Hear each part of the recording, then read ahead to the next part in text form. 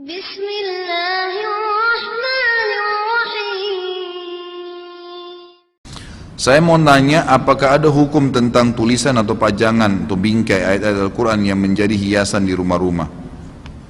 Maksudnya hukumnya boleh atau tidak?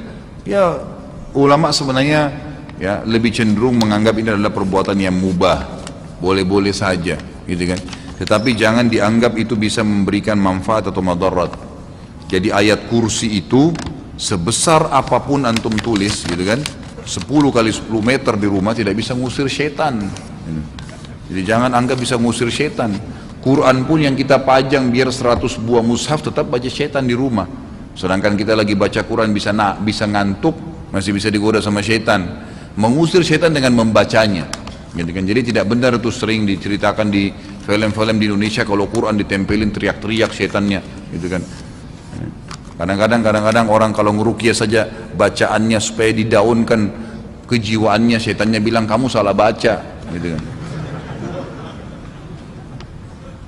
Bolehkah kita menggunakan media gambar seperti di atas bertuliskan terjemahan ayat Al-Quran dan hadis tanpa kalimat Arabnya sebagai sarana syiar agama Islam di media sosial? Boleh saja, nggak ada masalah.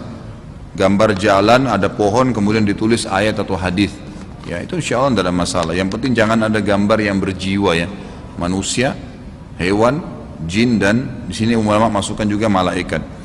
Lalu bagaimana pandangan Islam terhadap hukum memajang gambar seperti di atas pada dinding rumah atau dicetak di baju? Sudah pernah saya jelaskan, tidak ada masalah selama itu bukan yang berjiwa, nggak ada masalah.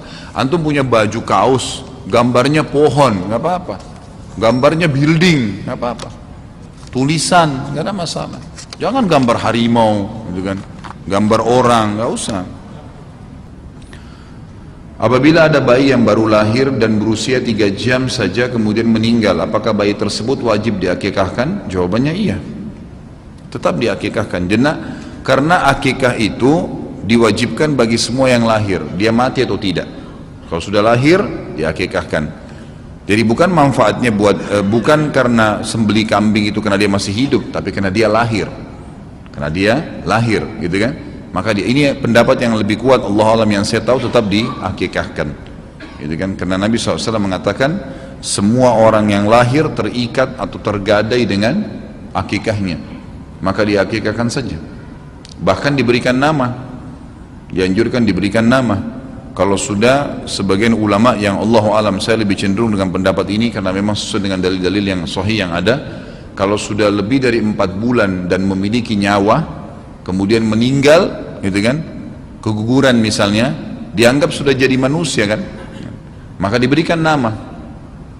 Kalau mau diakikahkan juga nggak masalah, karena dianggap dia sudah keluar dalam kondisi hidup ataupun mati. Ayah sakit stroke dan anak wanita kandung harus memandikan setiap pagi dan sore, apa hukumnya Ustaz? Sedangkan tidak boleh seorang anak kandung menggunakan celana pendek di depan anaknya yang balik, dan diharamkan anak wanita mandikan jenazah ayah kandungnya. Kalau seandainya tidak ada yang lain mengurusnya, masuk dalam bab daruriyat. Daruriyat memang itu tidak ada masalah, gitu kan. Seperti hukumnya kalau seorang wanita, pernah saya kasih contoh, mau berobat, mau melahirkan, tidak ada dokter perempuan, harus dokter laki-laki, bolehkah?